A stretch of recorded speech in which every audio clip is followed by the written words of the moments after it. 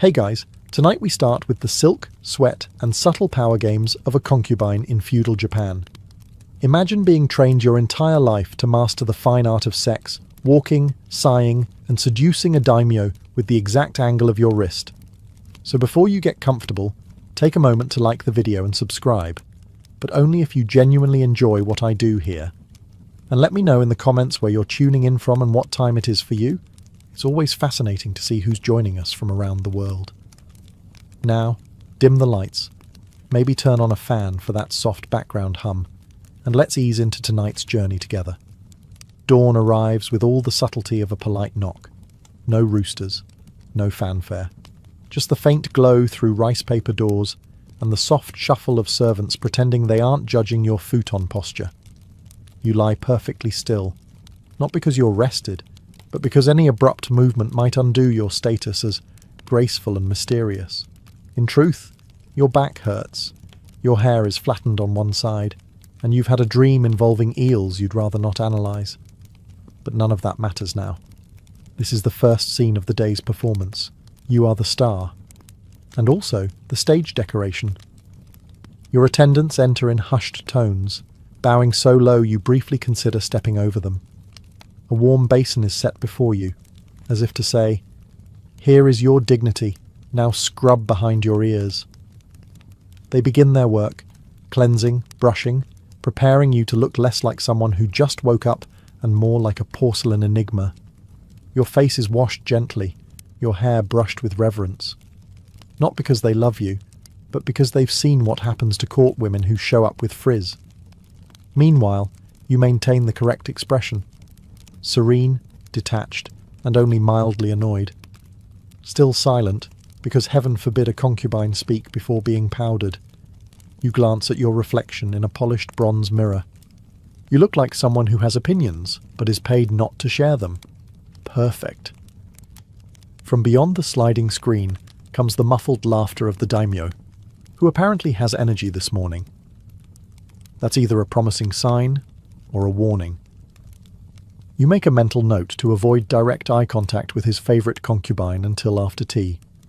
You rise from the futon like a swan emerging from fog, assuming the swan has slightly numb legs and a tight obi, waiting in her near future. Your sleeves are laid out. The incense is lit. The illusion begins. And as you stretch your shoulders, just slightly, you whisper the universal mantra of women everywhere. Here we go again. Now that you're upright and pretending you didn't sleep on your neck wrong, it's time for makeup. Or as it's known in the concubine industry, historical self-erasure with a side of toxins. Step 1. The white powder. Made from crushed rice and, in some cases, enough lead to qualify as a building material.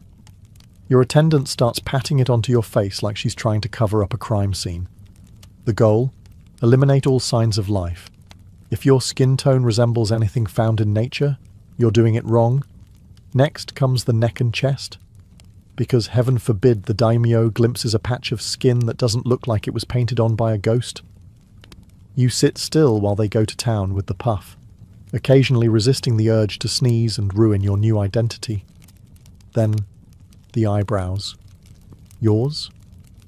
Irrelevant. They're painted over and redrawn several centimetres too high, creating a look that says, "I'm surprised by everything and emotionally unavailable." It's considered alluring, in theory. Now the lips. You'd think they'd be fully painted, but no, just a dainty little red blob in the middle. It's supposed to look demure. Instead, it looks like you kissed a plum and ran away. But you nod approvingly anyway, because this is how tradition works. If it feels strange and mildly unflattering, you're probably doing it right. And finally, the pièce de résistance, teeth blackening. Yes, really. A sticky iron paste is carefully brushed onto your teeth, making your smile look like it's been censored. Supposedly, this signals that you're off limits. In practice, it only confuses people and gives you one more reason not to grin too often. Throughout this whole ordeal, you sit like a statue being vandalized by a very polite team of artists. You do not move. You do not comment. You certainly do not ask, is this really necessary? The answer is always yes. Not because it makes sense, but because it's been done this way for centuries, and no one wants to be the first to blink. By the end, you look like a painting come to life. If the painting was done by someone who hated skin and liked drama. After being powdered into an emotionally distant kabuki mask, it's time to get dressed. And by dressed, we don't mean slipping into something comfortable. We mean willingly entering a fabric-based endurance challenge. Step 1. Underlayers. These are the breathable cotton pieces meant to stop your fancier garments from fusing with your soul during summer. They do not succeed, but at least they give you the illusion of ventilation. Next come the inner robes. Decorative, symbolic, and entirely unnecessary, except that they're absolutely required. Each one must be put on in the right order, or your social status drops faster than a clumsy geisha on ice. Colour combinations? Entirely coded. For example, dark red over pale green means elegant but mysterious, while white over gold says, "Please don't talk to me before tea." Then there's the outer kimono. Heavier, shinier, much less forgiving. By now, your sleeves are long enough to smother a rival concubine if needed, which, incidentally, is why no one stands too close during morning prep. And finally, the obi, the sash that ties it all together and quietly tries to murder your spine. It's pulled tight enough to remind you you're not allowed to breathe freely until sunset. A well-tied obi can say many things: refinement, poise, and the quiet desperation of someone one sneeze away from full collapse. You don't dress yourself, of course. You stand still while two attendants wrap, fold, tug, and adjust you like they're trying to make origami out of a human being. They don't speak. They just occasionally grunt when something doesn't lie flat. That grunt means, hold your arms higher.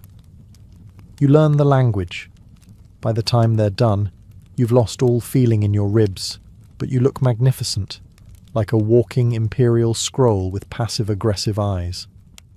And the real kicker? This is your daily outfit. You don't even have plans. You might just sit in the garden pretending to read poetry all day, but you must look like you're ready for a royal portrait or a spontaneous seduction, which, to be fair, is not off the table. You're fully dressed now, which is impressive, considering you're wearing more fabric than a small pavilion tent.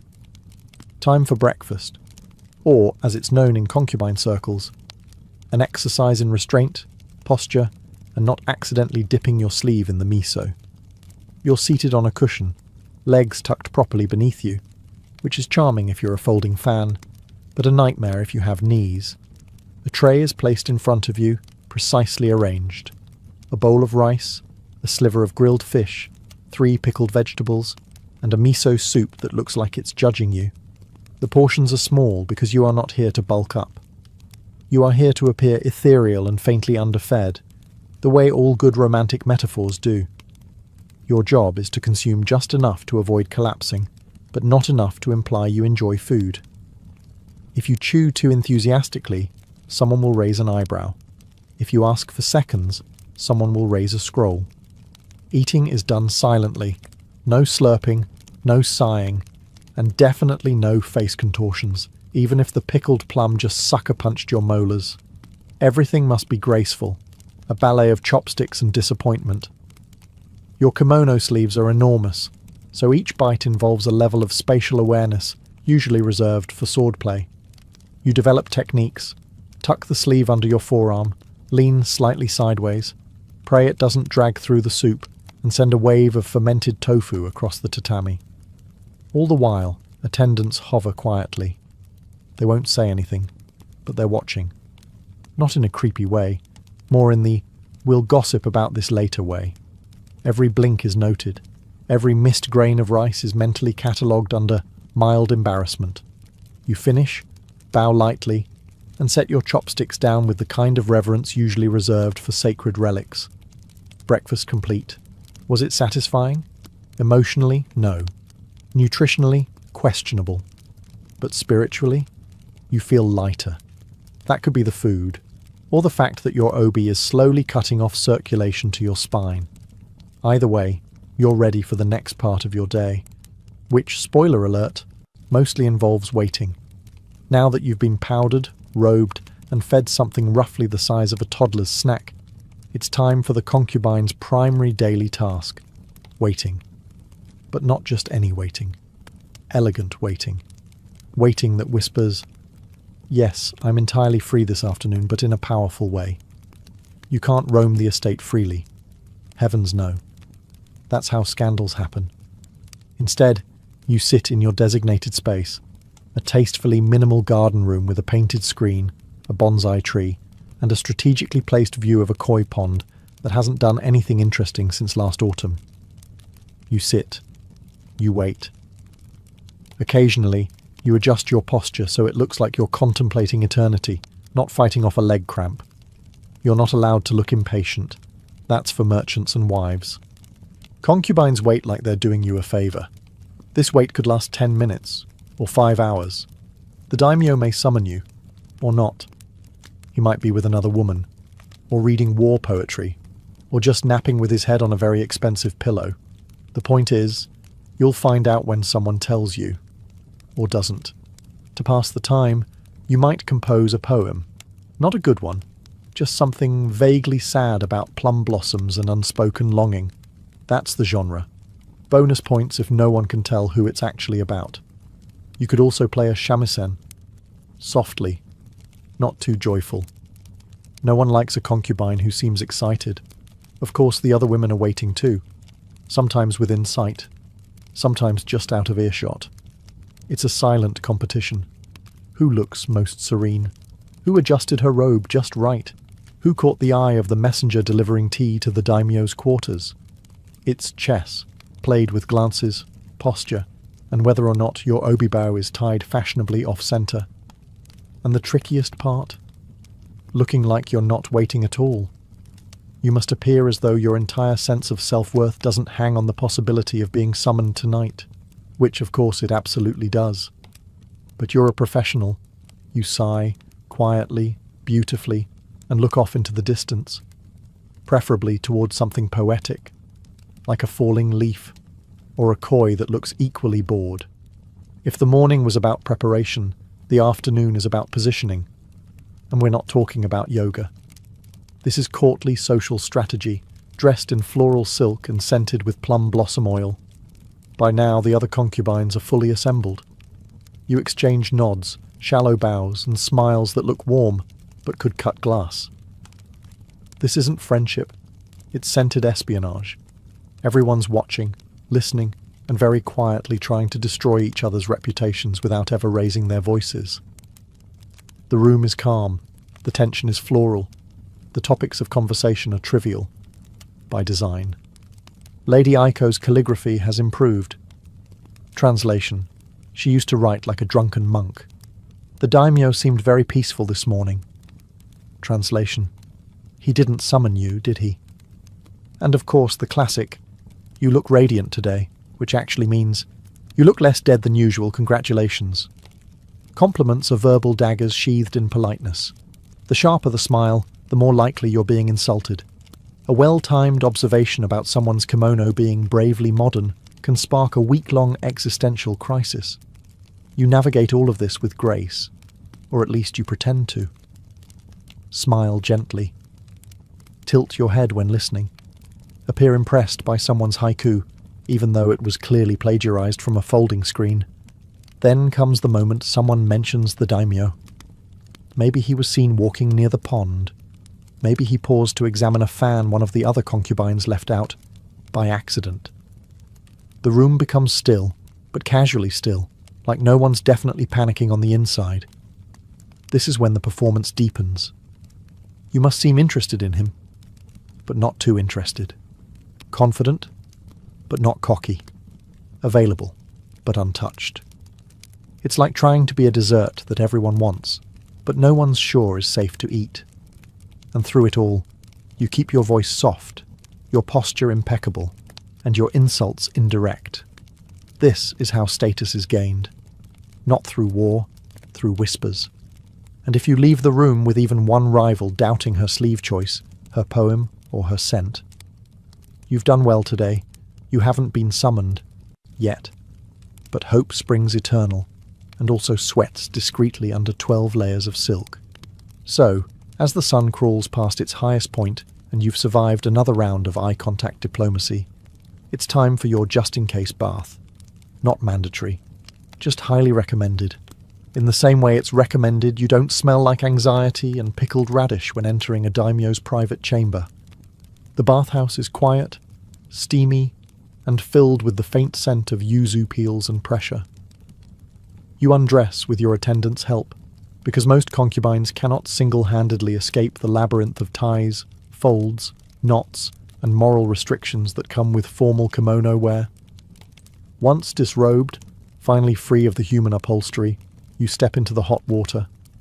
For a brief moment, you are no one. Not a symbol, not a strategy. Just a sweaty woman in a tub, wondering if she shaved her legs evenly enough for an aristocrat with questionable eyesight. You scrub, but not aggressively. There's a technique to this. You want to be clean, not desperate. A light scent is applied. Nothing too floral. You're not trying to smell like a geisha with something to prove. Just alluring enough to imply you own your own fan. Hair is re-oiled. Skin is dusted. Feet are checked for calluses because, yes, even your heels must be ready for inspection by men who haven't clipped their toenails since the last rice harvest. And all this might be for nothing. You may not be called. You may go back to your quarters and reapply all your powder, just to sit perfectly still while composing emotionally vague poetry about ducks. But if he does summon you, and you show up smelling like stress and raw tofu, scandalous. So you bathe. You prepare. You become soft and subtle and ever so mildly flammable with incense oil. Because being ready is part of the game, even if the invitation never arrives. And besides, the best revenge on the other concubines? Looking better than they do, while not even trying. It doesn't happen with trumpets. There's no scroll unrolled by a herald, no dramatic gong. The summons, when it finally comes, arrives the way most terrifying things do in high society, politely. A soft knock, a bowed messenger, a single phrase. His lordship requests your presence. Translation? You've been chosen. Also, you have 20 minutes to mentally prepare, repowder, and spiritually detach. Your attendants spring into action. You, meanwhile, attempt to look neither smug nor nauseous. After all, this is a compliment. Possibly. It could mean he favours you, or it could mean his favourite is annoyed with him and you're the understudy. Either way, tonight, you're on stage. First comes reapplication. A fresh layer of powder to mask the existential dread, a tiny touch of rouge to say, alive but mysterious, and a careful adjustment of your outer kimono. You switch to the more expensive one, the one with cranes embroidered in flight, because nothing says, I'm worth undressing slowly, like symbolic birds in gold thread. Next, the hair. Already perfect, but you go over it again, just in case. You add a comb, not too flashy, and dab a little extra yuzu oil behind the ears. You smell like restraint and citrus ambition. As you walk toward his private chambers, the hallway stretches endlessly. Every step is measured. Not too fast, not too eager. You are a river, not a waterfall. Behind closed doors, rival concubines pretend not to notice. But they do. Oh, they do. You reach the inner room. A screen is slid open. You bow. Deeply. Elegantly. You're not nervous, just incredibly aware of every inch of your body and whether or not your lips are smudged. He greets you, or doesn't. Either way, you smile faintly. You're now in character. A favourite? A diversion? A muse for the evening? No one says. That's not how this works. You are here because you were chosen. And for the next few hours, you must be art, warmth, mystery, and convenience. And maybe, just maybe, unforgettable. But let's not get cocky yet. There's still tea to pour. Despite what the gossiping laundresses might say, a concubine's evening with the daimyo doesn't start with disrobing. It starts with ritual.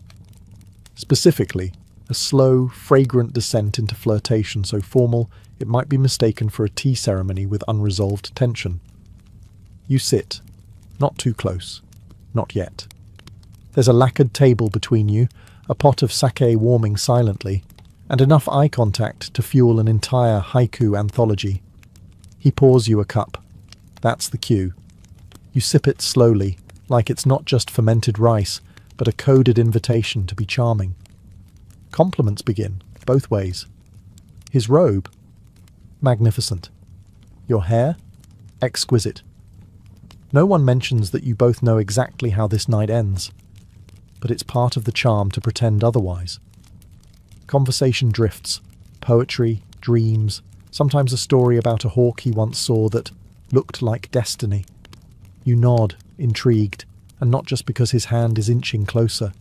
You've heard the hawk story 3 times, but that's not the point. The point is tonight, you're the muse. Even if you're also the well-trained performer, there might be music, maybe a soft melody on the shamisen, not played by you, of course. You're busy holding the room's attention like a delicate fan, open, mysterious, and possibly sharp-edged. Now comes the touch, light at first, a hand brushing yours, a compliment about your scent, carefully phrased to imply admiration, not obsession. If he's in a poetic mood, he might compare you to a plum blossom caught in snow. If he's tired, you might get, "You look nice tonight." Either way, you smile and bow your head like he just recited love from Mount Fuji itself. Eventually the formality fades. The table is moved, the lights dim, the screen doors close, and you rise, slowly of course, to follow him into the adjoining chamber. This is not transactional. This is theatre. And your role? To be everything at once, desirable, graceful, compliant, and memorably alluring, without ever seeming like you were trying. No pressure. You just have to seduce a warlord using 3 centuries of etiquette and a strategically timed glance. Let's be clear. This isn't romance. This is a government-approved performance, featuring 2 leads, 0 dialogue, and a strong supporting cast of expectations. You enter the chamber like moonlight incarnate, or at least that's the goal. You kneel, bow, smile. You do not trip. That was last month. You've trained for this, literally. Months of lessons on posture, touch, breath control, and facial expressions that say, yes, I'm enjoying this, without ever crossing into anything as vulgar as honesty. The futon is simple. The bedding is clean. The air is scented with incense that promises serenity, though what it really offers is a faint tickle in your nostrils and the urgent need not to sneeze. He begins the ritual with touch. Soft at first, measured. He's testing the waters, or perhaps reminding himself which concubine you are. You respond accordingly, just enough to signal interest, never so much as to appear enthusiastic. Remember, mystery is sexy. Desperation is not. There's no conversation. That ended with the poetry. This? This is about presence. You're both in character now. He, the powerful lord. You, the willing flower who conveniently just bloomed tonight. You move the way you were taught, gracefully, precisely, as if choreographed by someone who's never actually been in love, but read a lot of poetry about it. You make all the right sounds at all the right times. Not too loud, not too silent. Just enough to let him know he's doing well. Even if you're mentally reorganizing your poetry scrolls. Eventually, it ends. Either in triumph, or in what you will later refer to as a gentle fade-out. He may say something, he may not. You smile either way. You rise, redress and bow, carefully hiding the pins that left indentations in your scalp and the cramp that started somewhere in Act 2. And then, you leave. You do not look back. You do not ask how it was. You do not ask if he remembers your name. Because this was not for connection. This was for position. And tonight, you had it. For now. He's asleep, sprawled out across the futon like a man who's just conquered a province and not, say, fallen asleep immediately after moderate effort. You lie beside him, eyes open, spine straight, mind racing. Not because you're overwhelmed with emotion, but because this part, the afterglow, is where the real mental gymnastics begin. Did you do well? Was your hair still in place? Did he like the part where you tilted your head just so? Should you have moaned a bit more, or was that one breath too loud? These are the questions you won't ask, but will obsessively review like a general analysing battlefield losses. You can't move yet? Leaving too soon seems cold. Staying too long seems clingy. So you lie there, watching the ceiling, counting the bamboo slats and wondering if the other concubines are awake. Probably. They can smell a summoning like wolves smell fear. The silence is heavy. Not unpleasant, just full. Full of unsaid things, unasked questions, and the faint hope that you've earned yourself a slightly better breakfast tray tomorrow. He might mumble something, a compliment, a name, hopefully yours. You nod in the dark, even if he's already snoring like a man who's never had to sleep with his dignity folded inside his obi. Eventually you rise. Quietly. The graceful post-coital exit is a delicate thing. You gather your robe, tie your sash, and straighten your hair just enough to look like a woman who glows from mystery, not sweat. There's no one in the corridor, but you walk like they're all watching. Because in this place they always are. Your footsteps are soft. Your face is neutral. Your heart, tucked away, locked up, behind your very best performance yet. You return to your quarters. Someone has already lit the lamp. The tea is warm. You drink it without tasting it. You sit down, alone. And only then do you exhale. You don't know if tonight meant anything. You don't know if he'll remember it, or you, tomorrow. But at the very least you know this. You were chosen. And in this world, that is currency. Even if it only lasts until sunrise. You wake up early, again. Not because you're refreshed, but because concubines don't get to sleep in. That's for wives, or men, or mythical creatures with no political rivals. The futon you fell into last night feels smaller, or maybe you're just aware of how little space you actually occupy in the palace's hierarchy. A decorative presence wrapped in brocade and tightly controlled expectations. Your attendants enter, eyes politely avoiding yours. No one says anything about where you were last night, but they all know. The scent of incense lingers faintly on your skin, and your hair is only slightly messier than the standard, unapproachable cloud of perfection look. They begin the process anew. Powder, comb, fold. Reconstruct the masterpiece that is your public face, which is remarkably similar to yesterday's masterpiece, with the only real difference being your increased awareness of how exhausting beauty actually is. The silence between you and your attendants is companionable, if also tinged with quiet judgment. One might cough, ever so lightly. Another might casually mention that Lady Keiko received a rare silk comb this morning. You nod. The game is back on. There's no debrief. No recap. You don't tell anyone how the daimyo smelled faintly of plum wine, or how he said something vaguely poetic before falling asleep mid-sentence.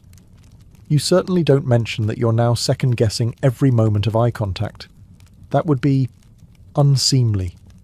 Instead, you sit once again in your chamber, composed, refined, preparing for another day of passive warfare disguised as floral arrangement critiques and shamisen practice. You sip tea. You write half a poem. You stare at a crane outside the window and wonder what it feels like to fly away from all of this while wearing only one layer of clothing. By now, news will have travelled. Everyone knows you were summoned. Everyone is recalculating, including you, because that's what being a concubine really means. Balancing emotion with calculation, intimacy with strategy, and desire with absolute silence. You smooth your sleeve. You breathe. Today, you are not the favourite, but you are still in the game. And in this palace, survival looks an awful lot like stillness in silk. You don't need ears to hear gossip in a palace. You just need functioning intuition and a decent understanding of passive-aggressive phrasing. Within an hour of sunrise, Your name has floated through at least 3 courtyards, 2 tea rooms, and a suspiciously loud flower arranging session. No one says it directly, of course.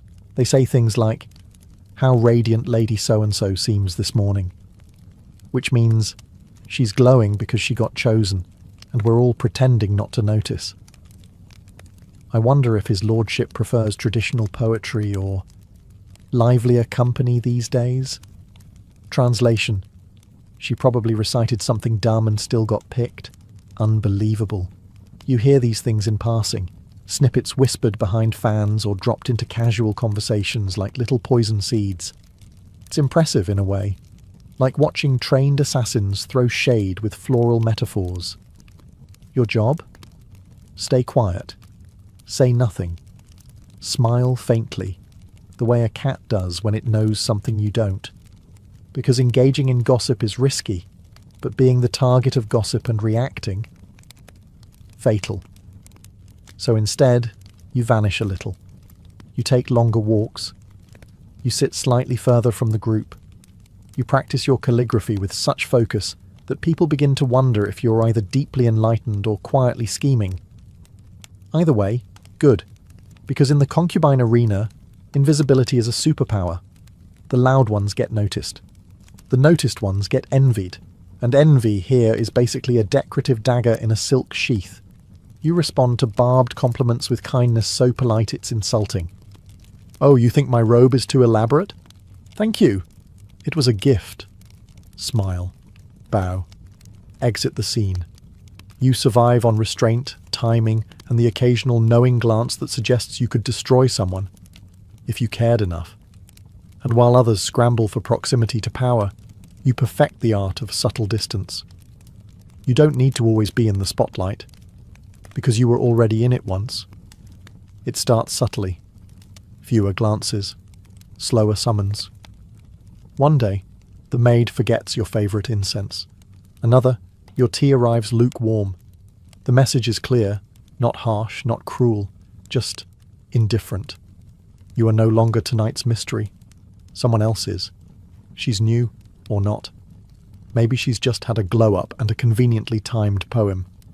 Either way, she's suddenly the focus. The fan of attention has turned, and it's not pointing at you. You handle it like a professional. No complaints, no dramatics. Just a slightly longer pause before bowing to the daimyo, and an almost imperceptible tightness in your smile when someone says, "Isn't it lovely how youthful Lady Hana looks these days?" Of course it is. Youth is so charming, so temporary. Now comes the test. Can you stay poised while being quietly replaced? Can you fold your hands and compliment your successor's hairpin while mentally calculating how long she'll last before she trips over her own ambition? This is the unspoken part of the job. Not just being chosen, but being unchosen gracefully. The fall from favour is not a scandal, just a shift in the tide. You're still in the palace, still dressed like a painting, still performing. But the spotlight has moved, and now you have to survive in the shadows, without looking like you care. You still show up to the garden, still compose poems, still sit perfectly still during afternoon tea while everyone tries to read into the way your cup trembles. But the truth is, you do care. Of course you do. Not just for him, but for the position, the validation, the tiny power that came with being the centre of a very controlled universe. And now? Now you are a supporting character in someone else's story. But you're still here, still powdered, still composed, still waiting.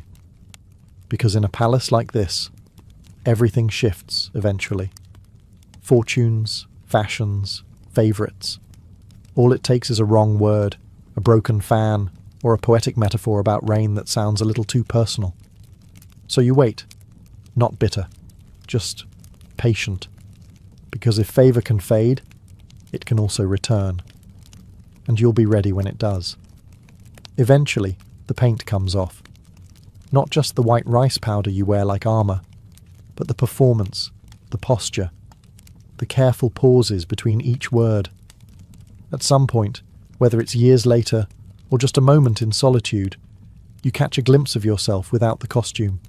And the strange thing is, you're still there. Beneath the layers of fabric, reputation, jealousy, poems, and politeness lives a woman who remembers everything. The first summons, the first compliment, the first time she realized she was no longer the favorite. You've played every part.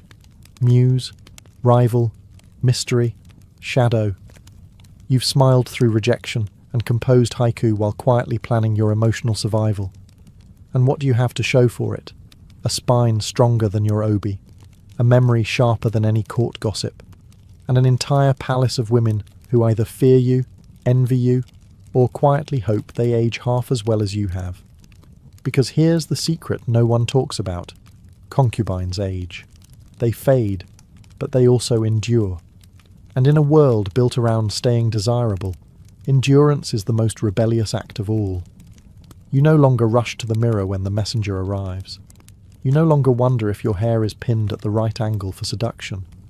Some days you skip the full makeup ritual and just sit by the koi pond, because sometimes watching fish do nothing feels more honest than trying to look like a poem.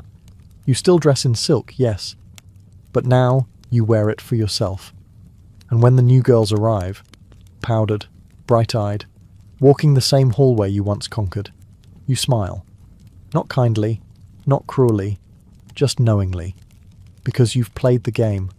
You danced on the edge of power with your lips painted and your voice lowered to a whisper. And you're still here. Still graceful. Still dangerous in silence. What remains when the paint wears off? You do. And that's more than anyone ever expected. In ancient Babylon, the line between the sacred and the sensual wasn't just blurred, it was obliterated. The heart of this mystery lay in the towering temples of Ishtar, goddess of love, fertility, and war. Unlike the prudish morality that came centuries later, the Babylonians saw sexuality as a divine bridge, a way to reach the gods, not offend them. Within these temples, ritual sex wasn't just accepted, it was expected. And it wasn't done in shadowy corners, but in full view of heaven. According to ancient sources, particularly Herodotus, that tireless gossip of the classical world, every Babylonian woman, at least once in her life, was required to present herself at the temple of Ishtar. There she would wait, adorned in perfume and prayer, until a stranger approached her and tossed a silver coin into her lap, the goddess's price. No woman could refuse. The act itself, sex with a man she didn't know, was not seen as scandalous, but sacred. A public sacrifice of her body for the good of the cosmos. The temple was not a brothel, not in the way we understand it. It was more like a stage, where religion and desire played out rituals older than kings.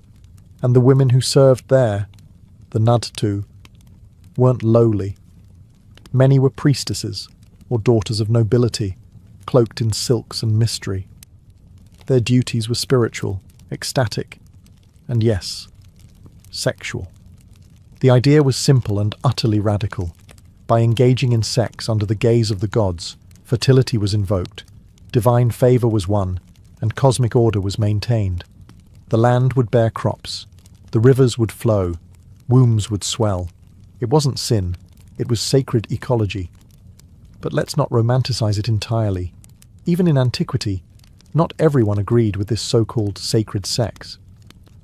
Later Mesopotamian rulers would try to distance themselves from the practice, perhaps out of moral reform or political pressure. But for a brief golden window in Babylon's history, the body was not a vessel of shame. It was the altar. And the whispering walls of Ishtar's temple still echo with those long-forgotten moans of worship. If Babylon turned sex into sacred duty, the ancient Greeks turned it into theatre, one with masks, wine, and secrets. At the centre of this was Dionysus, the god of wine, ecstasy, and revelry. And nothing captured his spirit quite like the Dionysian mysteries, private initiation rites where participants sought to dissolve the boundaries between human and divine. These weren't your typical temple visits. The mysteries were held deep in groves or hidden sanctuaries, away from the public eye. Only the initiated could enter, and what happened inside was closely guarded. Outsiders speculated about wild orgies and drunken chaos, but the truth, as always, is more complex. Participants, men and women alike, prepared through fasting, music, dance, and long processions. They wore masks, animal skins, and sometimes nothing at all. The point was to shed your social identity, your ego, even your name. For a few hours, you weren't a merchant, a servant, or a noble. You were part of something primal, something older than the city walls. Sexual energy likely played a role, not as entertainment, but as a symbol of rebirth and unity. In a society where most of life was highly structured, these rites allowed for a controlled collapse of order. They promised catharsis, a temporary breakdown of barriers between man and woman, rich and poor, mortal and God. But it wasn't just a wild night in the woods. The mysteries were said to offer deep transformation. Those who returned claimed to have touched the divine, to have glimpsed something beyond reason. And indeed, many initiates described a feeling of renewal, as if the chaos had burned away their illusions. Of course, not everyone approved. Philosophers like Plato distrusted these ecstatic rituals, fearing they would lure people away from logic and discipline. But for many Greeks, the Dionysian mysteries were a necessary counterpart to their rigid public lives. They offered something that temples and politics could not: emotional truth. And that's the key. These rituals weren't about scandal. They were about transcendence. By embracing the wildness within, the Greeks believed they could access something sacred. In ancient Egypt, fertility wasn't just about crops or childbirth. It was the very lifeblood of the kingdom. And no river symbolized that better than the Nile. Each year its floodwaters would rise, spreading rich silt and life across the land. The Egyptians saw this as a divine act, a sacred union between sky and earth, and they celebrated it with rituals that were anything but subtle. One of the most intriguing festivals was held in honor of the god Min, a deity of fertility, agriculture, and masculine vigor. His statues left little to the imagination. Often shown with an exaggerated, permanent sign of virility, Min was not just a symbol of life, but of potency. At his annual festival, crowds would gather to watch the pharaoh himself participate in a ceremonial harvest, cutting the first sheaf of grain as an offering to the god. But this wasn't just a farming event. Dancers would perform nude or scantily clad, celebrating the beauty of the human body and its role in creation. Ritual chants, rhythmic drumming, and incense created an atmosphere that blurred the line between spiritual exaltation and sensory pleasure. Women played a key role in many of these ceremonies, especially during the Festival of Drunkenness, dedicated to the goddess Hathor, patron of love, music, and joy. This wild annual celebration involved wine, music, and ecstatic dancing, meant to honor the myth in which Hathor saved the world by drinking herself into a stupor. Participants believed that by reenacting the goddess's drunken joy, they were restoring cosmic balance, bringing chaos into order. Were there sexual undertones? Almost certainly, but they weren't seen as taboo. The Egyptians didn't view sexuality through the lens of guilt or shame. For them, it was part of nature's cycle, as vital and sacred as the flooding Nile. In fact, some healing temples even included rituals where fertility problems were addressed not just with herbs, but through symbolic acts involving touch, suggestion, or sacred role-play, overseen by temple staff who acted as intermediaries between human and divine. In ancient Egypt, to embrace pleasure was not indulgence, it was alignment with the gods, and every kiss of the Nile reminded them that life, at its core, was a sensual gift from the divine. Ah, Rome, where even chaos had structure. And nowhere was that more evident than in Lupercalia, the annual fertility festival held each February beneath the Palatine Hill. What began as a wild rural rite in honor of shepherd gods morphed into one of the strangest public celebrations in Roman history. One part purification, one part party, and more than a little bit of provocative theatre. The ritual honoured Lupercus, a god associated with fertility and the protection of livestock. But the origin myth went deeper. The cave of Lupercal was said to be the very spot where Romulus and Remus, the twin founders of Rome, were suckled by a she-wolf. And that primal symbolism bled into the celebration itself. At the heart of the festivities were the Luperci, a group of young men chosen to represent wild, untamed energy. Clad in little more than goat skins, or sometimes nothing at all, they would run through the streets, playfully striking women with strips of hide called februa. Far from being offended, women actively sought out the lashes. Being struck was believed to enhance fertility, ease childbirth, and even increase sensual vitality. It was messy, loud, and unapologetically earthy. There were sacrifices, feasting, and bawdy songs. But there was also a sense of sacred intention. Lupercalia marked the cleansing of the city, a symbolic brushing away of winter's stagnation to make room for spring's renewal. Sexual overtones were present, sure, but wrapped in layers of myth, nature, and destiny. Later Roman poets, including Ovid, would write about Lupercalia with a mix of humour and nostalgia. And while conservative voices tried to tame the festivities over time, the tradition held strong for centuries, until Christianity eventually swept in with a stricter moral lens. Interestingly, some historians suggest that Valentine's Day may have grown from the ashes of Lupercalia, transformed from goatskin rites to paper hearts. But the root idea remained: fertility, love, and the strange human urge to ritualize desire. Rome didn't separate the physical from the sacred. It wrapped them around each other like vines on a temple column, sometimes tangled, always connected. And for one wild day each year, the people let their inner wolves run free. If Lupercalia was a public spectacle, the Eleusinian mysteries were its spiritual opposite: secretive, sacred, and solemn. Celebrated annually for over 1,000 years in ancient Greece, these rites revolved around the myth of Demeter and Persephone, and offered initiates a powerful glimpse into life, death, and rebirth. But beneath the poetic myth and theatrical silence, some scholars believe the ceremonies may have included symbolic, perhaps even sensual, elements cloaked in allegory. Held in the sanctuary of Eleusis, just northwest of Athens, the mysteries drew thousands of participants, from philosophers to farmers. Unlike most Greek religious practices, these rituals weren't exclusive to social status or gender. The only requirement? Secrecy. To reveal what happened inside was punishable, sometimes by death.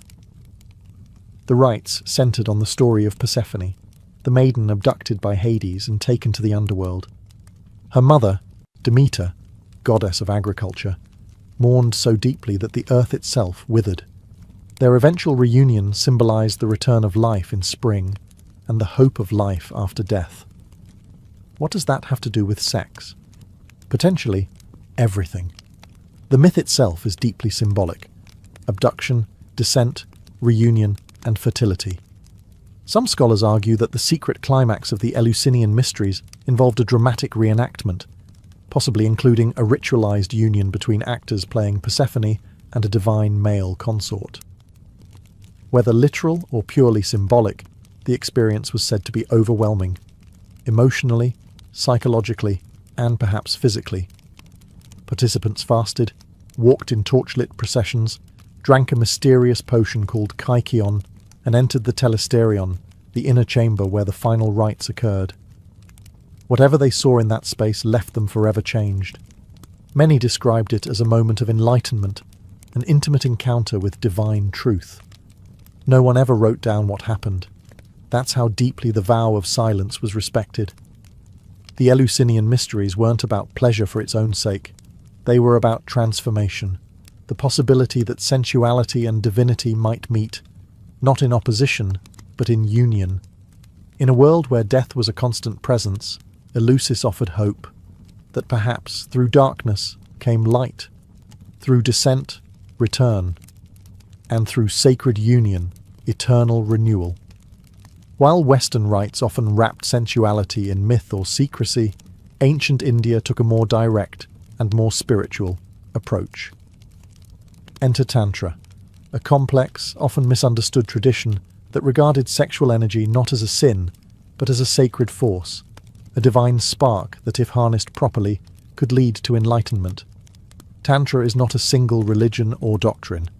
It emerged across various schools of Hinduism and Buddhism, evolving over centuries.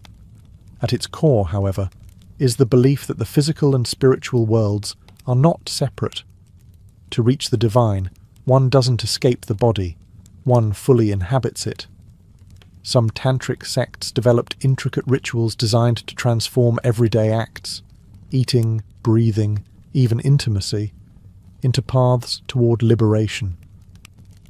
Among the most famous and most controversial of these were the tantric sex rites, which involved carefully structured encounters between partners.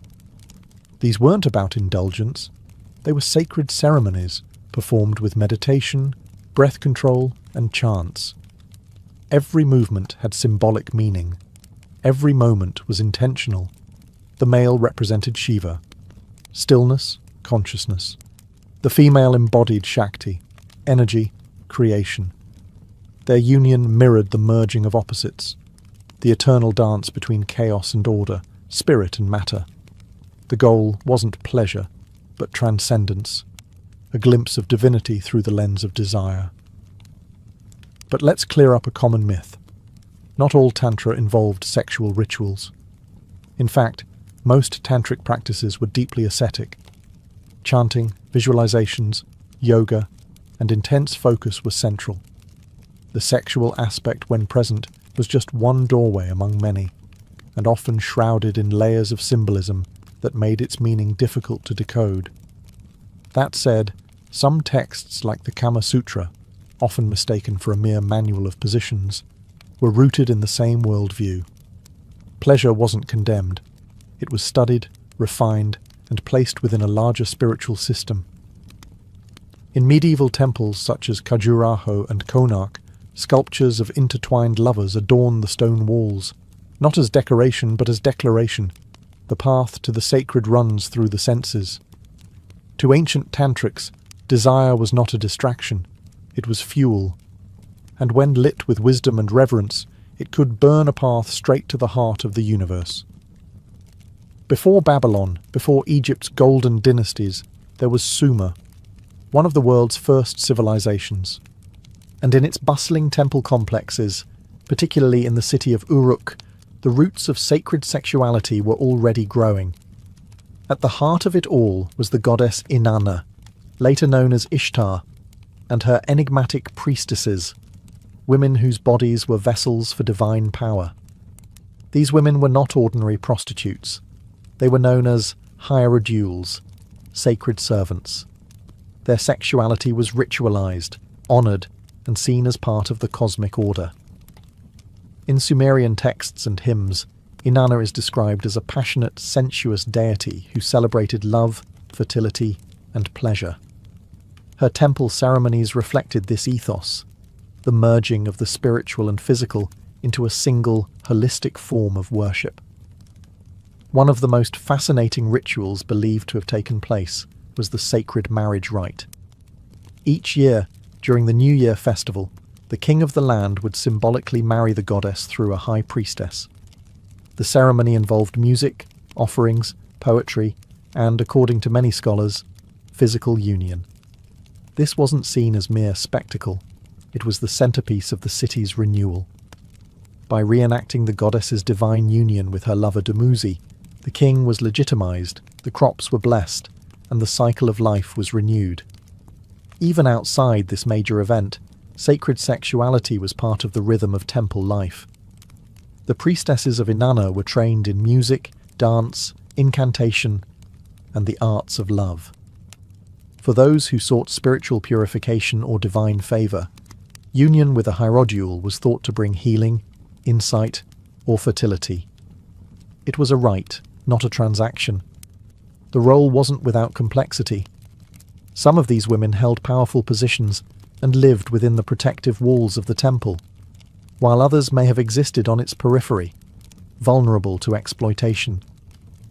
Over time, the sacred faded, and later empires painted these practices in less favourable light, collapsing the divine into the profane. But in ancient Sumer, the body wasn't something to repress.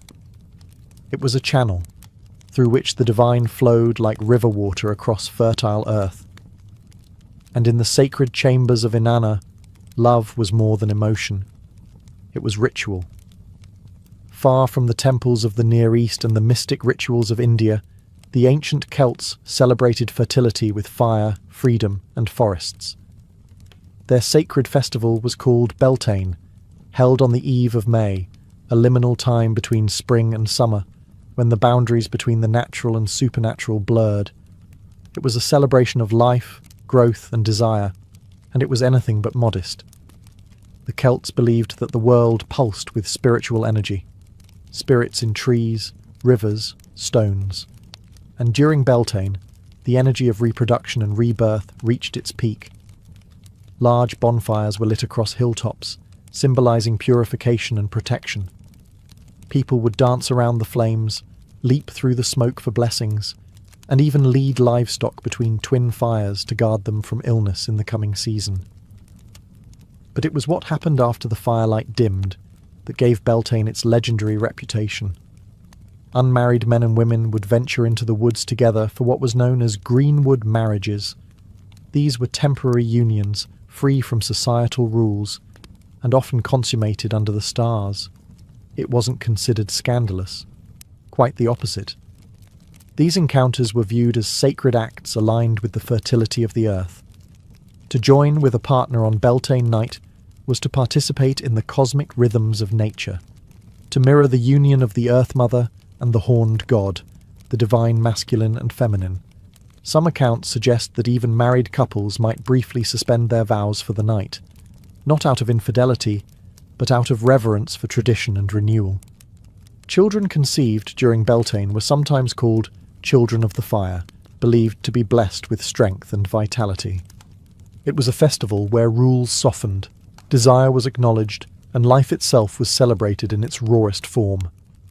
There were no temples. Nature was the altar, the forest the bedchamber, the flame the witness. With the arrival of Christianity, many of these practices were condemned or suppressed. But echoes of Beltane survive in modern May Day rituals, folk dances, and quiet whispers of the old ways.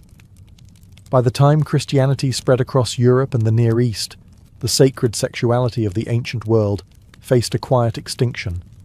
What had once been ritual, performed in temples, forests, and festivals, was increasingly rebranded as sin. The body, once seen as a vessel of divine energy, was recast as a source of temptation. Pleasure became something to be resisted, not revered. But the shift didn't happen overnight. In its earliest days, Christianity wasn't yet the institutional power it would become. It grew in the margins, among mystics, ascetics, and radical thinkers. Some of these early sects, like the Gnostics, held beliefs that echoed older spiritual systems. They saw the physical world, including sexuality, as a metaphor for higher truths. Some Gnostic texts even framed the union of male and female as a mirror of the divine unity between spiritual opposites, reminiscent of tantric ideas from India or the symbolic marriages of Sumer. One particularly mysterious sect, known as the Carpocratians, reportedly practiced spiritual rituals that included physical union, believing that true enlightenment required experiencing all things, including desire, without shame or fear. These fringe communities were quickly labelled heretical by the emerging church, their writings destroyed or buried. But hints remain, in dusty codices, gospels excluded from the Bible, and the quiet survival of old symbols repurposed for new dogma. As orthodoxy tightened its grip, rituals of sacred sexuality were driven underground. Temples were razed or converted. Festivals like Beltane were rebranded or forbidden. The sacred prostitute became a sinner. The sensual mystic became a heretic. But people, being people, remembered. in secret, in story, in symbol. Medieval mystics like Hildegard of Bingen wrote of divine ecstasy that sounded suspiciously physical.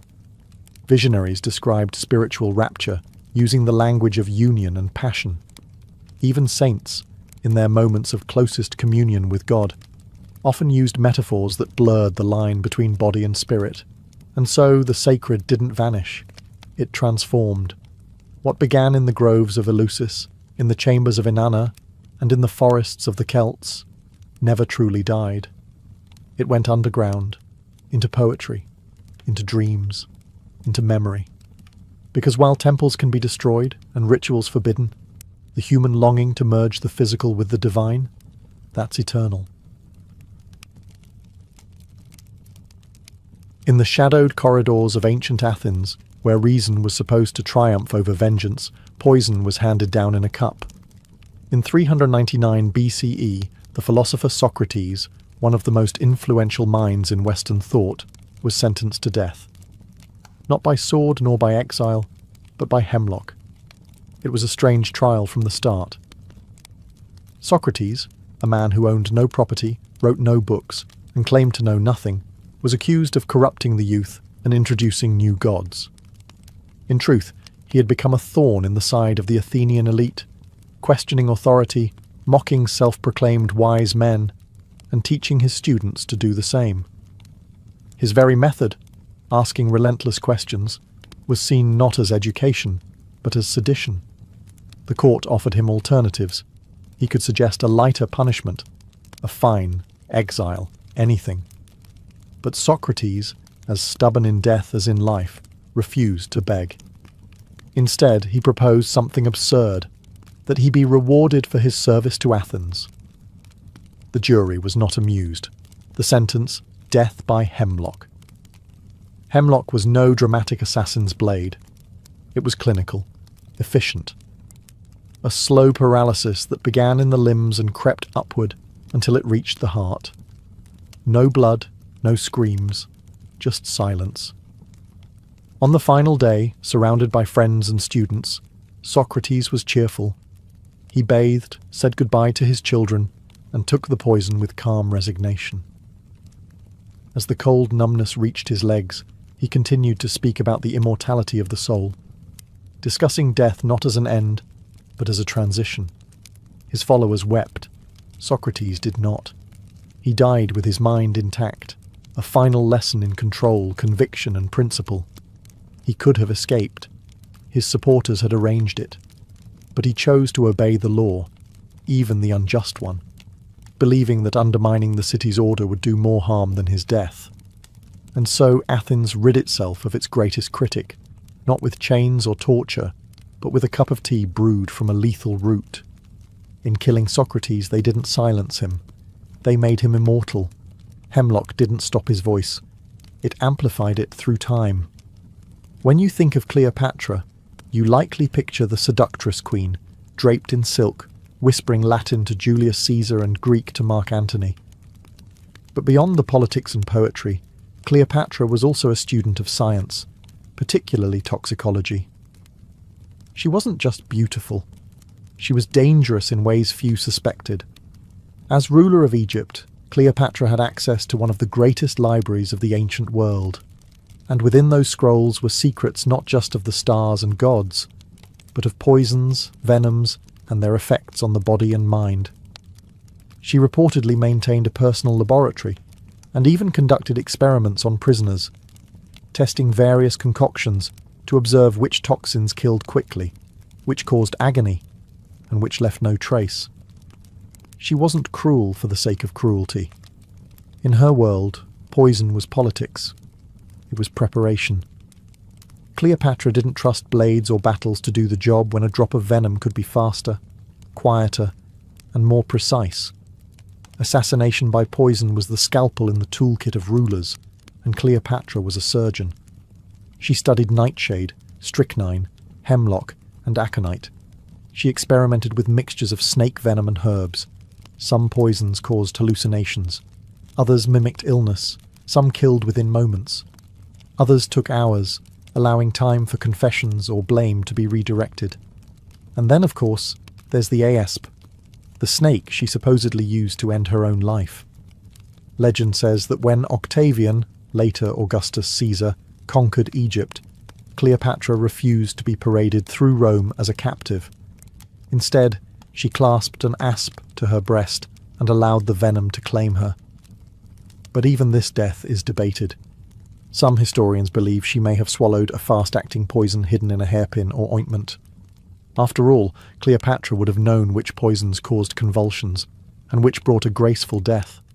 The asp may have simply been the perfect symbol, a quiet sting for a queen too proud to be caged. To Cleopatra, poison wasn't a crime. It was control. It was the art of deciding who lives, who dies, and how history would remember her. And if her enemies underestimated her because of her charm, they often never lived long enough to regret it. In the Roman Empire, power didn't just corrupt, it poisoned. Literally. Behind the golden columns of the imperial palace, poison became the preferred method for eliminating rivals. No messy civil wars, no public executions, just a cup of wine, a bowl of figs, and a corpse before dessert. The emperors were no strangers to betrayal, and few trusted their own inner circles. In the 1st century CE, under the rule of Emperor Claudius, poison entered its golden age, thanks to one woman, Locusta, Rome's most infamous professional poisoner. Locusta wasn't just some shadowy figure in a back alley with a vial. She was a trained expert, practically a chemist by ancient standards, who served the political ambitions of the powerful. When Agrippina the Younger, Claudius's wife, wanted her son Nero on the throne, she called on Locusta. The result? A carefully poisoned dish of mushrooms, Claudius's favourite, and a rapid decline in imperial health. But the drama didn't stop there. Once Nero became emperor, he employed Locusta like a royal assassin. When his teenage stepbrother Britannicus posed a threat to his throne, Locusta was again summoned. The young prince died mid-banquet, convulsing in front of horrified guests. Nero was so impressed, he gave Locusta a full pardon, land, and even students to train in her deadly craft. In Rome, poison was the weapon of the educated, aristocratic, subtle, and difficult to trace. While blades left witnesses, poison left doubt. Was it illness? Indigestion? Divine punishment? The paranoia it bred was enormous. Cups were tested, food was tasted, even slaves became suspect. Rome developed elaborate defences, silver spoons to detect toxins, antidotes made of crushed emeralds, and the famous theriac, a universal antidote made from dozens of ingredients, including opium and viper flesh. Yet none of it could stop the slow tide of quiet deaths. Poison, in Rome, was more than a tool. It was a language, a silent negotiation between survival and ambition. And in the halls of marble and blood, it whispered louder than swords. In ancient China, poison was less a crime and more an art. Among the imperial courts of the Han, Tang, and Ming dynasties, it became a subtle language of power, used in whispers, silk sleeves, and teacups. No grand gestures, just a soft breath, and then silence. The Chinese elite were masters of pharmacology. Traditional medicine blurred the lines between healing and harm. A pinch too much of an herb, and the cure became the killer. Court alchemists and palace physicians walked a tightrope, creating antidotes one day, poisons the next. But the true experts of this quiet war were often women, particularly imperial consorts and concubines. Forbidden from wielding swords or political titles, some turned to more discreet methods. A rival could be removed not through scandal, but through sickness. The Empress Dowager might never raise her voice, only her eyebrow. And days later, a challenger would be coughing blood in bed. One infamous example is Empress Lu Ji of the Han dynasty. After securing power, she systematically eliminated threats to her rule, including rivals within the harem. Her methods were grim, including poisoning and slow mutilation. She wasn't just feared, she was legendary. A ruler who used medicine not to heal the empire, but to bend it. Even beyond the palace walls, poison was a feared political weapon. Assassins of secret societies, like the Five Poisons sect, were rumoured to coat blades with toxic herbs or slip lethal tinctures into ceremonial wine. Poison wasn't just effective, it was theatrical, a statement. It said, "I can reach you even here." Because of this, China developed one of the most advanced systems of poison detection in the ancient world. Officials tested meals with silver chopsticks, believing they would tarnish in the presence of arsenic.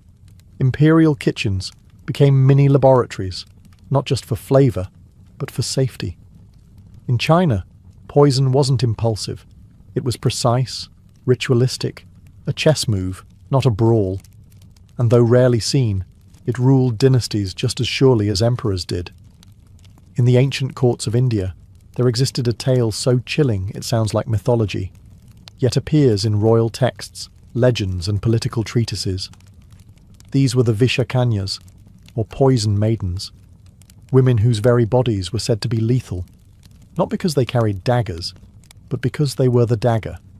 The legend says that certain young girls, chosen at a very early age, were slowly fed minute doses of poison.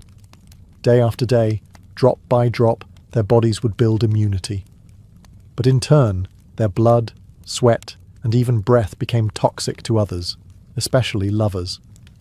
A kiss from a Vishakanya, it was said, could mean death. Intimacy wasn't passion, it was execution. This practice allegedly began under Chanakya, the cunning strategist and royal advisor to Chandragupta Maurya, around the 4th century BCE. Chanakya was a firm believer in espionage and psychological warfare. According to the Arthashastra, an ancient political manual attributed to him, poison was not just a tool of war, it was a tool of statecraft. Enemies could be seduced and slain without raising a single sword. Were the Vishakanyas real? That's still debated. Some scholars think they were metaphorical, symbols of seductive danger, or cautionary tales against courtly temptation. Others argue there may have been real attempts to create such assassins through gradual poisoning, a practice known in Ayurveda and ancient medicine as Vishakrama. Even if they were legend, the fear they invoked was real. Foreign dignitaries were warned, meals were tested, and any beautiful stranger arriving at court might be seen not as a gift, but a threat in silk. Poison in India wasn't always hidden in goblets. Sometimes it wore jewellery, smiled sweetly, and danced in royal courts. And this idea, that beauty could kill, fed centuries of intrigue, suspicion, and countermeasures. What made the Vishakanya myth so terrifying wasn't just the poison, it was the intimacy of the danger. Death didn't ride into battle. It leaned in close and whispered. If ever a king saw threats in every shadow, it was Herod the Great, ruler of Judea under Roman authority in the 1st century BCE. A man of grand architecture, brutal politics, and deep insecurities, Herod didn't trust swords alone to keep him on the throne. In his court, poison was paranoia made liquid. Herod's reign was infamous for its violence, but not all of his executions were public spectacles. Some were private. Very private. As his power grew, so did his fear of rivals, of Roman suspicion, and most tragically, of his own family. His wife Mariamne, a Hasmonean princess of noble blood, was once the love of his life. But Herod became convinced, wrongly, that she plotted against him. She was executed. So were her mother, her grandfather, and eventually, his own sons. According to Josephus, the ancient Jewish historian, Herod had Mariamne's sons poisoned in secret, under the guise of Roman justice. They were popular, legitimate heirs with royal Jewish blood, and that made them dangerous. Herod couldn't allow any future coup to have a noble figurehead. The poisonings didn't stop there. Herod used informants, interrogators, and yes, poisons, to quietly eliminate anyone who even appeared disloyal. Ministers, servants, relatives. Some were drugged to induce confessions. Others were simply removed with no explanation, their illnesses blamed on divine wrath or bad air. Poison allowed Herod to rule with surgical cruelty. It didn't stir public unrest like crucifixions or beheadings. It was clean, it was discreet, and it sent a message. No one was untouchable, not even those who shared his bloodline. Herod's obsession with poison extended beyond assassination. In his final days, racked with disease and madness, he feared his own death would go unmourned. He ordered that prominent Jewish leaders be gathered and executed upon his death, to ensure there would be national grief. Thankfully, that order was never carried out, but the paranoia that filled his court had long poisoned his legacy. In the grand halls of Persepolis, amid golden columns and carved reliefs of warriors and lions, another battle was unfolding, one not of armies, but of whispers and goblets. In the Achaemenid Empire, where kings ruled continents, poison became a tool of refinement, elegant, deadly, and often invisible. The Persian court under kings like Darius the Great and Xerxes was a place of opulence and ceremony. But it was also a hive of political maneuvering, palace rivalries, and dynastic ambition. With dozens of wives, concubines, sons, satraps, and generals all vying for influence, poison was the quiet equalizer. Historical records from Greek sources, especially the ever-dramatic Herodotus, tell of assassination plots cloaked in luxury.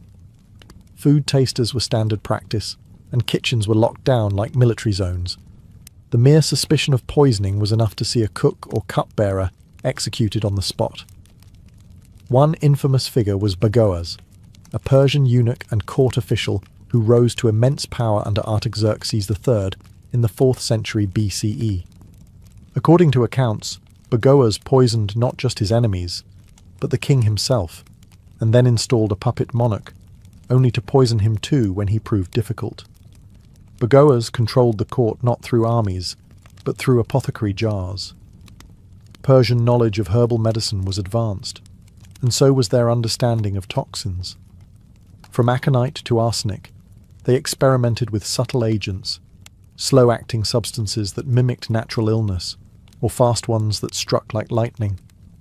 Poison wasn't just a method of execution, it was an art form of discretion. Because in Persia, power was built on appearances. To kill publicly was to risk scandal. But poison. Poison let the empire breathe easily while its enemies died quietly in their beds. A noble would go to sleep feeling victorious, and never wake. Even Alexander the Great's death, which occurred shortly after conquering Persia, was rumoured to be from a poison derived from Eastern knowledge, slipped into his wine during a banquet in Babylon. Whether true or not, the suspicion reveals the reputation Persians held for invisible warfare. In the Achaemenid Empire, kings reigned through image, wealth, and order. Though less theatrical than the palaces of Rome or the harems of Persia, ancient Israel and its surrounding cultures did not exist outside the reach of poison. In fact, the Bible contains several curious references to deadly herbs, tainted drinks, and divine tests involving toxic brews, suggesting that poison was known, feared, and sometimes used as proof of guilt or innocence. One of the strangest examples comes from the Book of Numbers, where a ritual called the Ordeal of Bitter Water is described. If a man suspected his wife of adultery, he could take her to a priest, who would mix holy water with dust from the temple floor, and force her to drink it. The idea was simple. If she was guilty, the cursed drink would swell her belly and curse her womb. If she was innocent, nothing would happen. This wasn't just divine intervention. It was an early form of trial by poison, a dangerous liquid used not to kill outright, but to provoke a reaction and extract truth. Elsewhere in Scripture, poison appears more metaphorically, but still with dark weight. In Deuteronomy, the land of Israel is warned against worshipping false gods, with threats that the people's food and water would be cursed, gall and wormwood, both known in antiquity for their bitterness and toxicity. In Job, poison is compared to injustice, and in the Psalms the wicked are said to have poison under their tongues, a symbol of deception and deadly intent. There's also Herod, who appears in the New Testament and whose reputation for poison we covered earlier, linking biblical history with the greater story of toxic politics in the ancient world. While we don't see dramatic assassinations by poison in the core biblical texts, the awareness of its power was certainly there. The Hebrews lived among empires where poison was a courtly art, and they adapted their own legal and spiritual interpretations to fit that dangerous reality. Across the empires of antiquity, from the halls of Athens to the sands of Egypt, from the palaces of Rome to the forests of India, one weapon remained universal, elegant, and terrifying: poison. It required no army. It left no battlefield. It killed without noise, without witnesses, and often without blame. In an age where brute force ruled the public square, poison was the preferred tool of the private war. The conflicts fought behind curtains, in bedrooms, banquet halls, and temples. It was a political equalizer, a whisper of death where a shout might bring chaos. But poison was more than a method, it was a message. In ancient times, to die by the sword was honourable. It meant you were a threat worth confronting openly. To die by poison, however, was something else entirely. It meant someone close to you, someone trusted, had made a choice. Poison always involved betrayal: a servant, a spouse, a cupbearer, a family member. It turned every bite into a gamble, every goblet into a test of loyalty. The ancient world respected poison's subtlety. Philosophers saw it as a symbol of fate, of punishment, of power disguised as grace. Religions invoked it as divine judgment, and rulers used it to maintain the illusion of peace while quietly rewriting their bloodlines. What makes poison so enduring is its paradox. It is at once cowardly and clever, invisible yet unforgettable. It doesn't just kill the body, it erodes trust, leaves suspicion, and casts long shadows on legacies. Even today its mythology lingers. The hemlock of Socrates, Cleopatra's asp, the poisoned figs of Claudius, the Vishakanyas of India. These are more than deaths, they are parables. Reminders that in the theatre of power, the deadliest actors are often those who never take the stage. Poison has no face, no voice, no armour. But in ancient history, it shaped dynasties, rewrote successions, and whispered through every corridor of power. It was, and still is, the perfect assassin. It all began with wood, dust, and ingenuity along the banks of the Nile. In ancient Egypt, land of pyramids, priests, and precision, protecting one's possessions was more than practical. It was symbolic. Whether it was grain stored for famine, papyrus scrolls hidden in temple chambers, or treasures entombed with a pharaoh, access had to be controlled. And for that, they invented something revolutionary: the pin tumbler lock. Dating back as early as 2000 BCE, these were the world's first known mechanical locks. Carved entirely from wood, the device was rudimentary by modern standards, but conceptually brilliant. The lock consisted of a horizontal bolt that slid into a frame to secure a door. The bolt had holes drilled into it, and when it was pushed into place, a set of vertical pins dropped down into those holes from above, locking it shut. To unlock it, you needed a key, but not just any key. This early Egyptian key was a large wooden instrument, often resembling a toothbrush with pegs. When inserted into the lock's top, the key lifted the pins out of the bolt holes, allowing the bolt to slide open. No brute force, no chisel, just design and gravity. This was more than just a gadget. It was a philosophy of protection. For the Egyptians, who believed in order, Mahat, over chaos, Isfet, the idea of regulating access, of closing a chamber, of choosing who enters and who does not, carried deep meaning. Locks were used in homes, temples, and tombs. Pharaohs were buried with sealed chambers, sometimes with locked doors and false passages. Security wasn't just about possessions, it was about eternity. What's astonishing is how familiar this technology feels. The basic pin and key concept behind the wooden Egyptian lock still exists in modern metal locks today.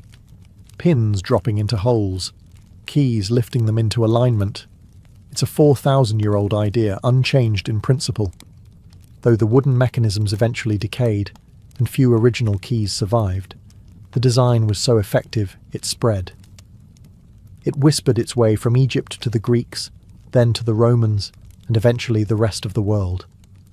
Before tumblers clicked and bolts slid into place, there were seals, the silent sentinels of ancient Mesopotamia. In the cities of Ur, Babylon and Nineveh, locks as we know them weren't yet common. But the people of Mesopotamia had already developed a remarkably effective way to secure, authenticate, and restrict access. Their solution wasn't mechanical, it was symbolic. Enter the cylinder seal. These small, intricately carved cylinders were worn around the neck or wrist, like a ring or pendant. Each seal was unique, a personal signature, often etched with mythological scenes, animals, gods, or even cuneiform inscriptions. To use it, a person would roll the cylinder across a soft surface of wet clay, leaving behind a long impression, a kind of ancient barcode.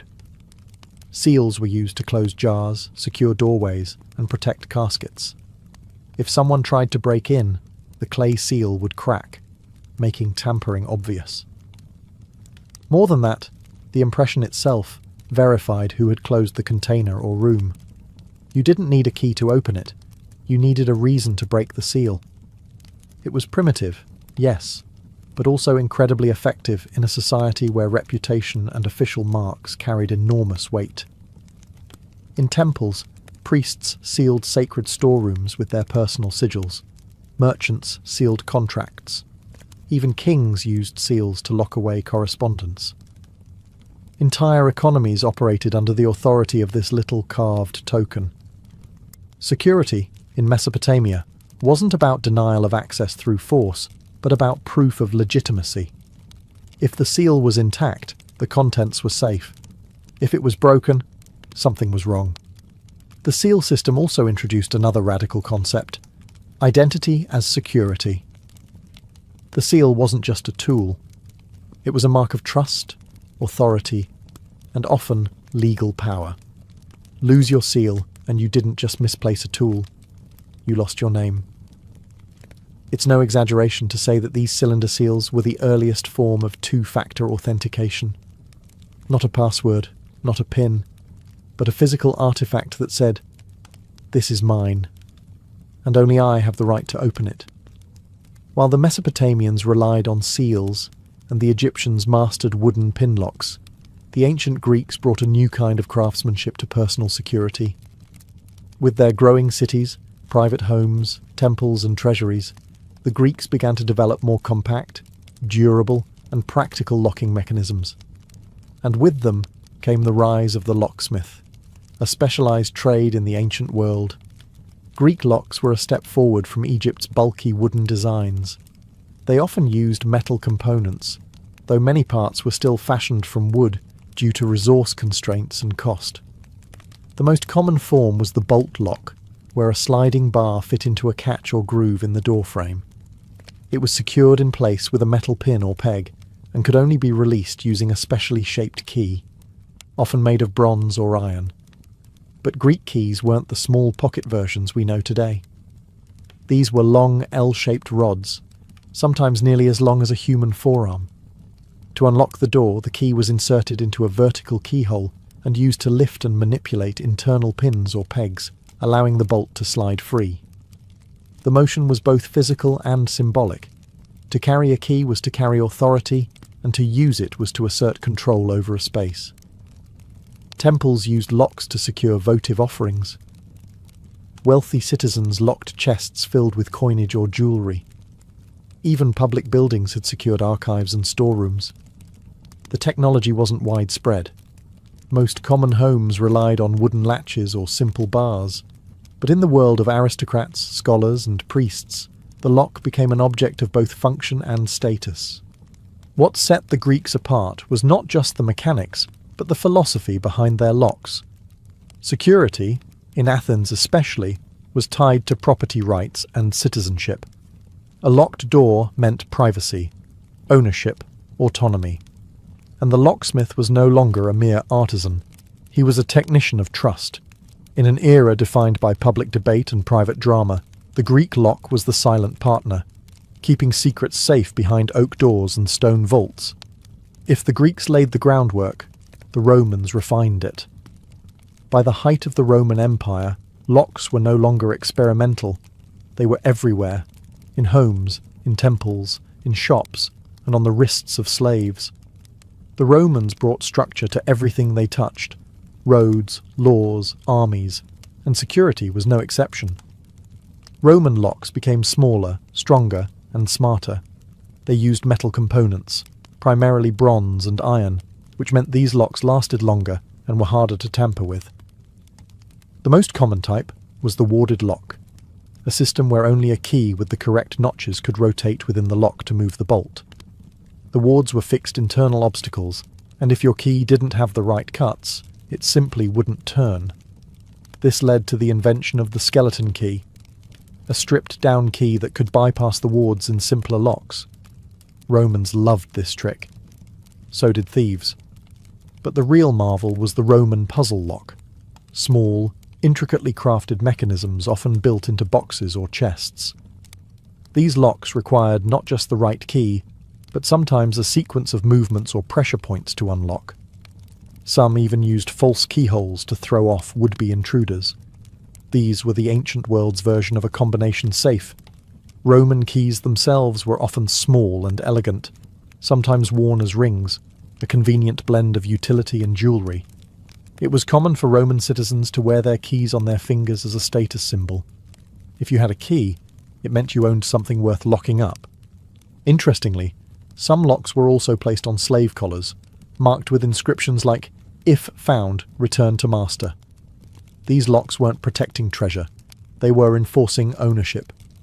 Chilling, but a reminder that security in Rome wasn't always about valuables, it was also about power. The Roman Empire's approach to locks wasn't just practical, it was personal. Keys were made to fit your lock and no one else's. They protected not just gold, but letters, heirlooms, recipes, and sometimes secrets. While the West refined its keys and bolts, the East was quietly crafting elegant mechanical marvels of its own. In ancient China, lockmaking wasn't just a matter of utility. It was a reflection of balance, precision, and sometimes even spiritual harmony. By the Zhou dynasty, around 1000 BCE, Chinese artisans were producing all-metal locks, often made from bronze and later iron. These were compact, portable, and mechanically sophisticated.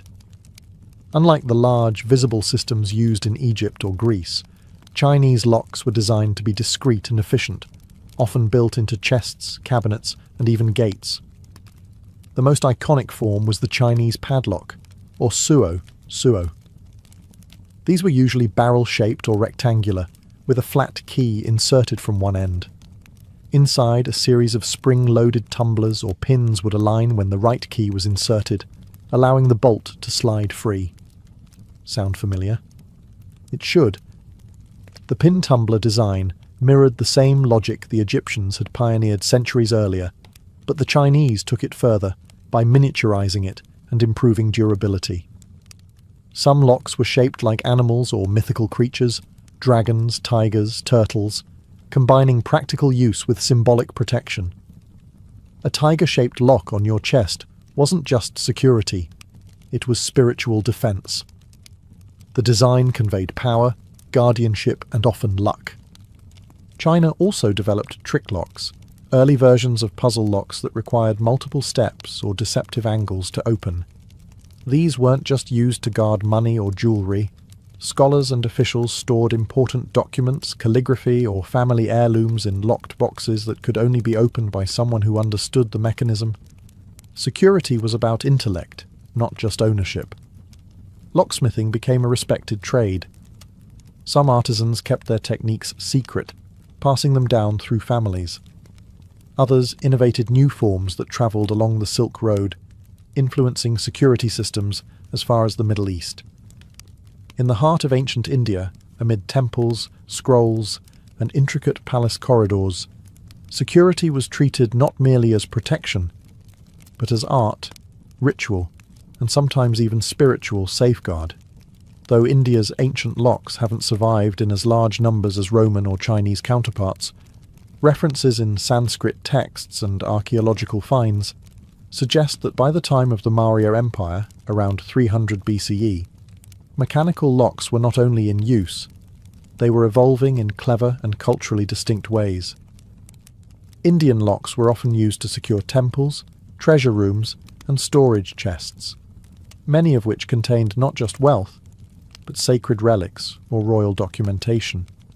These locks were primarily metal, small in size, and employed internal levers or pin systems, some using sliding tumblers similar to Chinese and Roman designs. But ancient Indian ingenuity took a special turn toward camouflage security. Carved wooden panels in temples and royal palaces would sometimes conceal hidden compartments or false drawers, protected by secret trigger locks that only a select few knew how to operate. A push in the right spot, a twist of a carved leaf, and a panel would spring open or shut. Some of these mechanisms still baffle modern restorers, built with such precision and mystery that they border on architectural riddles. Sanskrit texts like the Arthashastra, a political and economic treatise from the Maurya era, detail the importance of guarding information, treasure, and royal property using secret rooms, double doors, and disguised locks. These weren't just mechanical, they were psychological. The idea was not only to keep intruders out, but to prevent them from even realizing something needed protecting. Locks in India were also deeply symbolic. A temple gate might be locked not just for security, but as part of a ritual cycle, opened only on auspicious days. Certain lock designs incorporated lotus flowers, serpents, or sacred geometry, acting as both deterrent and blessing. In Indian philosophy, protection wasn't always about confrontation. It was about redirection, illusion, and wisdom. In the misty forests and icy fjords of ancient northern Europe, locks weren't simply tools of convenience. They were statements of territory, symbols of ownership, and at times, charms against the unknown. Among the Celts, whose societies flourished across Iron Age Britain and Gaul, security was more practical than ornamental. Their homes and granaries often relied on heavy wooden bars, iron door rings, and sliding bolts. Yet archaeological digs at Celtic sites have unearthed padlocks and keys, often simple in design, but made with surprising precision.